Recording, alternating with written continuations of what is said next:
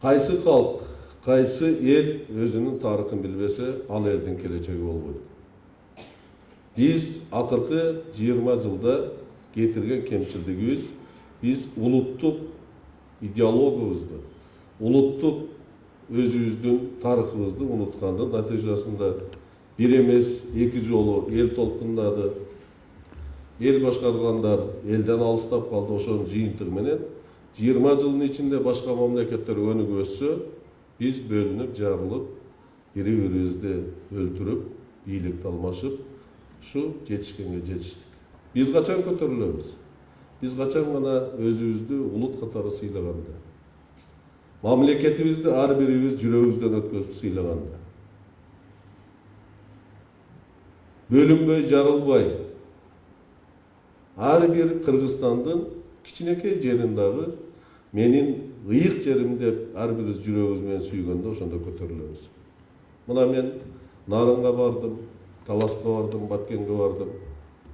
Ушундай эле студенттер менен, жаштар менен отурган жерде Нарындагы биздин кыргыз элибиз бир республиканын ичинде кантип жашап атат? Канча адам барып келди деп Баткенден кол көтөрсө, 5% адам кол көтөрдү. Нарынга барып сурасаңыз, Баткенде кантип жашап атат десе, 5% адам кол көтөрөт. Акыркы 20-30 жылда бардыңбы десе. Ошонун негизинде ушудан пайдаланып, саясатчылар Нарын деп бөлүп, Баткен деп бөлүп, Түндүк деп, Түнжүшүк деп бөлгөндүн бардыгы натыйжасы ушудан. Биз 20 жылда идеология негизинде кыргызды бөлгөнгө гана жетиштик.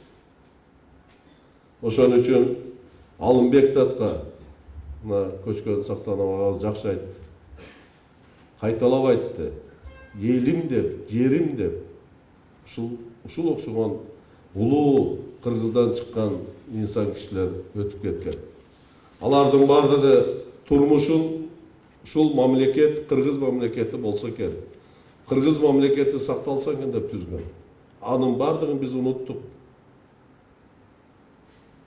Кайсы жылдары Курманжан-атка туулуп, кайсы жылдары Алымбек Татка туулуп, кайсы жылдары бийликте болгон, кандай иш алып барган деп араңыздардан, урматтуу студенттер, тургузсам, көпчүлүгүңөр билбейсиңер. Себептени бул идеологияны эч ким окуткан эмес. Качан гана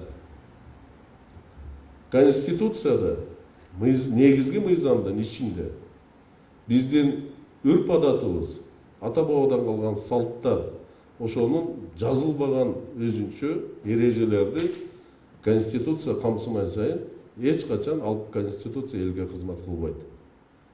Аны кайдан гана көчүрүп келбейли. Европаданбы, бүгүнкүдө мода болуп кетти, бир мыйзам чыкса Венецианский комиссия менен макулдаштык деп. Качан биз үрп адатыбызды, ата салтыбызды негизги мыйзамга киргизгенде, ошол Конституция эл үчүн иштейт, ошондо биздин турмушубуз өзгөрөт деп.